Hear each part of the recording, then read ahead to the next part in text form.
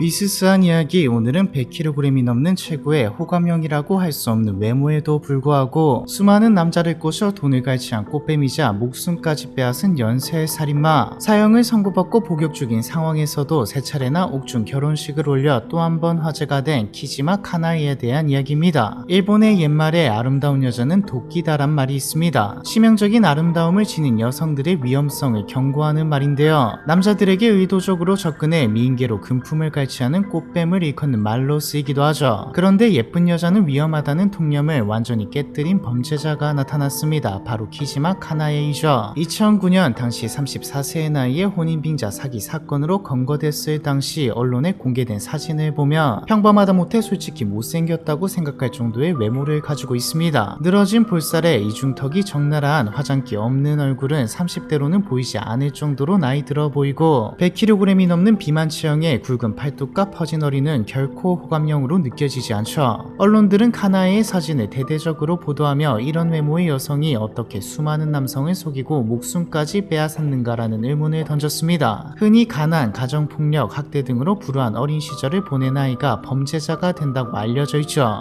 카나에는 이런 고정관념조차 깨버린 인물이었습니다. 카나에는 1974년 홋카이도에서 4남매 중 장녀로 태어났습니다. 아버지는 관공서에 제출할 각종 서류를 대신 작성해주고 행정 절차를 대행하는 행정사였고, 어머니는 피아노 선생님으로 비교적 안정적인 가정에서 성장했죠. 어릴 적 피아노 대회에 출전할 만큼 재능을 보였으며 부모님의 보살핌 속에 별탈 없이 학창시절을 보냈다고 기록돼 있습니다. 하지만 또래들과 잘 어울리는 타입은 아니었고 늘 무리해서 겉돌았는데요. 이것도 왕따를 당하거나 한 게 아니라 카나에가 허풍과 거짓말을 입에 달고 살았기 때문이었죠. 카나에는 늘 사소한 거짓말을 하곤 했어요. 잡지에 나오는 신발이며 옷을 전부 가지고 있다고 떠벌리면서 선심 쓰듯 주변에 나눠주겠다고 했다가 언제 줄 거냐고 물어보면 모른 척 하곤 했죠. 자기가 숙제를 안 해오고서는 다른 반 애에게 노트를 빌려주었는데 돌려받지 못했다거나 엄마가 편찮으셔서 간호를 하다가 병원에 두고 왔다는 등 핑계를 대곤 했어요. 시간이 지나면서 선생님과 아이들 모두 카나에가 무슨 말을 해도 믿지 않게 되었습니다. 카나에는 우수한 성적으로 고등학교를 졸업한 뒤 경제학부에 진학했지만 얼마 지나지 않아 중퇴를 해버렸죠. 카나에는 언론과의 인터뷰에서 형편상 등록금을 납부할 수 없어서 중퇴했다고 말했으나 친척들은 당시 집안 형편상 등록금을 못 낼 정도로 가난하진 않았다고 입을 모았습니다. 끝까지 거짓말을 했기 때문에 중퇴 이유는 정확하게 확인할 수 없죠. 카나에는 성인이 되어서도 허풍과 거짓말을 입에 달고 살았습니다. 취직한 직장에서도 오래 버티지 못하고 나왔는데 회사 생활이 안 맞았던 건지 뭔지 충분히 다시 취직할 수 있었음에도 취직은 안 하고 사소한 범죄를 일으키기 시작했죠. 1999년 화장품을 훔친 사건이 첫 전과로 기록되었고 2000년에는 서점에서 책을 훔쳤으며 2001년에는 현금을 훔치다 적발되었습니다. 습관처럼 반복되던 절도 행각은 시간이 흐르면서 사기 형태로 진화했는데요. 2003년 1월경 카나에는 익명으로 인터넷 중고거래 게시판에 좋은 스펙의 컴퓨터를 싼 값에 급매한다는 허위 광고를 올렸습니다. 구매자들이 돈을 보내면 사라지는 수법으로 9명에게 약 120만엔을 가로챘다가 결국 같은 해 3월에 체포되어 징역 2년에 집행유예 5년이라는 판결을 받았죠. 20대 후반에는 이미 절도와 여러가지 사기 전과가 있는 범죄자가 된 상태였습니다. 자기가 떠올릴 수 있는 방법의 사기는 결국 다 걸린다는 것을 알게 된 카나에는 2007년 본격적으로 결혼을 미끼로 범행을 벌이기 시작했죠. 결혼정보 사이트와 중매를 통해 20명 이상의 남성들을 만났고 최소 수천만 원에서 많게는 억 단위의 돈을 갈취했습니다. 도대체 어떻게 한 걸까요? 범죄 전문가들은 카나에가 전형적인 미인상이 아니었기 때문에 남자들을 쉽게 유혹할 수 있었다고 분석합니다. 일반적으로 사람들은 외모가 매력적인 사람을 능력있고 사교적일 것이라고 긍정적으로 평가하는 경향이 있습니다. 이를 후광 효과라고 부르죠. 그런데 역설적으로 지나치게 매력적인 인물에게는 경계심이 발동하기 때문에 상대가 호감을 보여도 오히려 뭔가 다른 의도가 있는 건 아닐까라는 의심이 앞서게 됩니다. 이에 대해 범죄 심리학자 데이비드 버스는 사람들은 매력적인 이성에게는 경쟁적 긴장감을 느끼지만 매력이 평균적이거나 낮다고 인식되는 상대에게는 경계를 크게 풀어버린다고 설명한 바 있죠.